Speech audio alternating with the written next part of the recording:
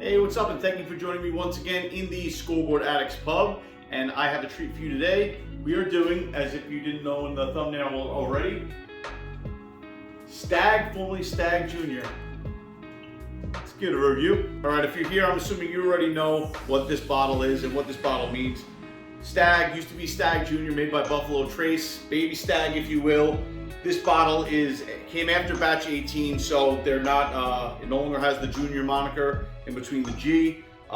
This is 65.5% alcohol by volume, 131 proof, barrel proof, unfiltered, Kentucky straight bourbon whiskey.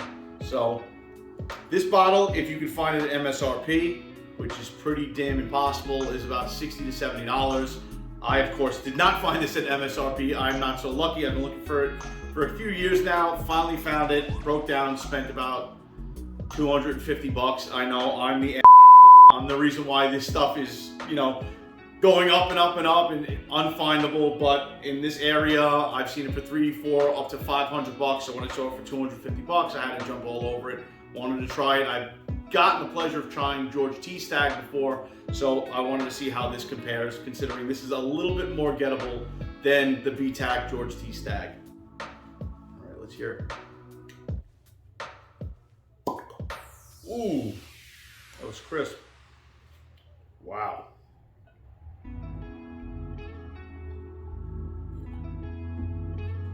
That, as soon as it opened, you get that beautiful barrel-proof smell right away. Oh man.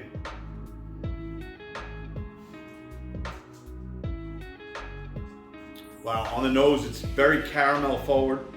I think that's a pretty healthy pour, not for nothing. I'll be feeling this one. This is the first bourbon of the day. Caramel forward, then you get the oak right after it. That charred oak from the barrel. It smells amazing. I believe that there's no age statement on the Stagg Juniors, but supposedly they're between 7 and 9 years. They can't be any younger than 4 years, but considering it's a barrel proof, it's not very harsh on the nose. You don't get that very acetone type of overpowered ethanol alcohol smell to it, so it definitely has a nice amount of age on it. All right, let's go for a sip.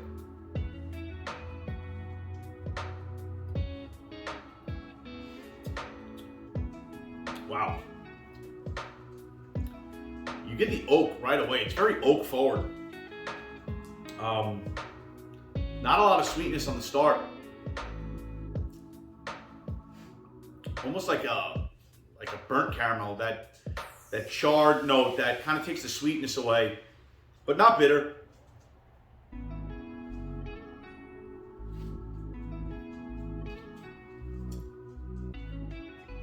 Okay.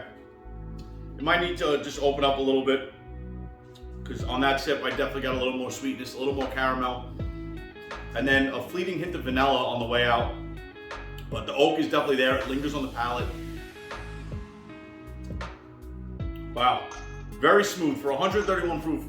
And I know that's such a, smooth. Everything is smooth. Blanton's is smooth. Yeah, Blanton's is smooth because Blanton's is not very proofy, like a lot of other things. This has a lot of proof, so when I say smooth, I mean very drinkable. It's very approachable. It doesn't burn. It's not harsh at all. A few moments later. Okay, we gave it a few minutes. I was definitely a little over-eager, a little anxious, a little quick on the draw. Went right into the review, and I didn't give it time to open up, and that's a big mistake. Anybody that says that neck pours and giving it time to open up is just, an old wives' tale is wrong. I mean, the difference of 8 minutes is huge. So let me get a nose in there and see if it's changed at all, and I know it has, because I can smell it right from here.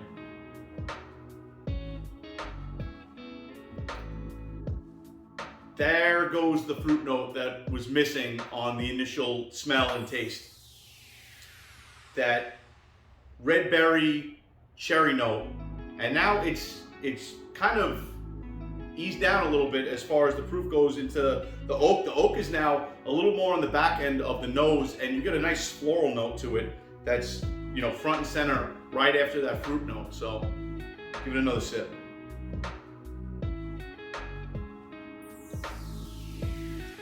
right away, you get that quintessential Buffalo Trace cherry berry note that was missing on the first sip. So glad I gave this time to develop, because that was 100% missing, and I was definitely missing it. I was very excited. I wanted to compare this to George T. Stagg, and that's the note on the first sip that was 100% missing, that Buffalo Trace sweet cherry. And it's definitely now present on the front of the palate.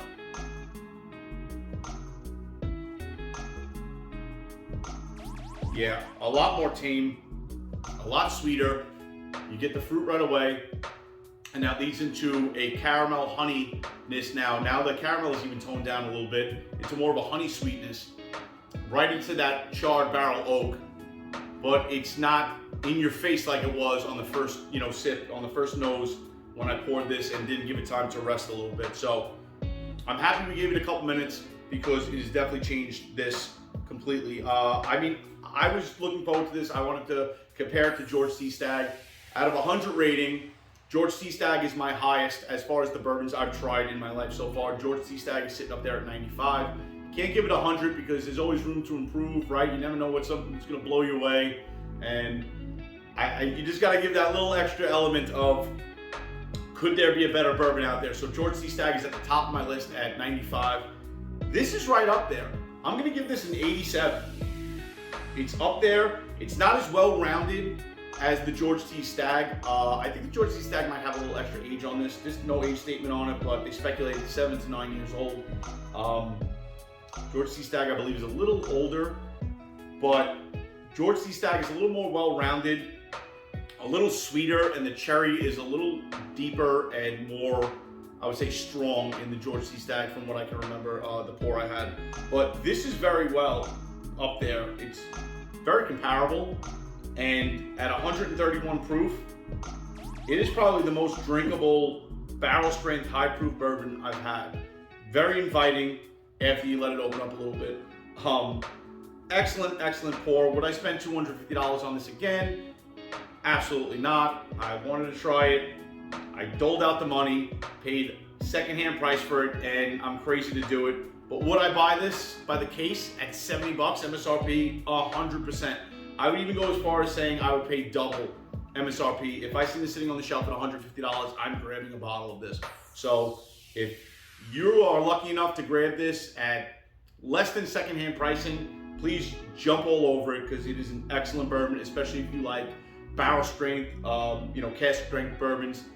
This is one of the best ones I've tried so far. Thank you for tuning in.